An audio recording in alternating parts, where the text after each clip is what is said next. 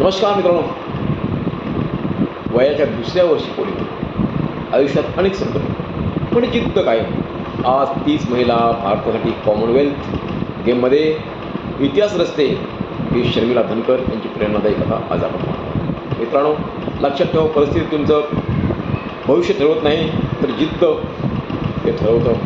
हरियाणातील शर्मिला धनकर यांना वयाच्या दुसऱ्या वर्षीच पुढे झाला.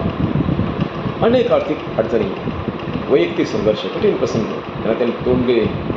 तरी पण वयाच्या 34व्या वर्षी प्रशिक्षणाला सुरुवात करून शिस्त, कठोर मेहनत, आत्मविश्वास यांच्या जोरावर त्यांनी आपल्या देशासाठी सुवर्ण इतिहास रचला.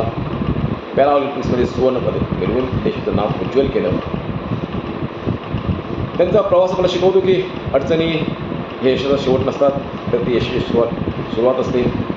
मेहनत प्रामाणिक असेल तर यश मिळतेच. कधीही हार मानू नका.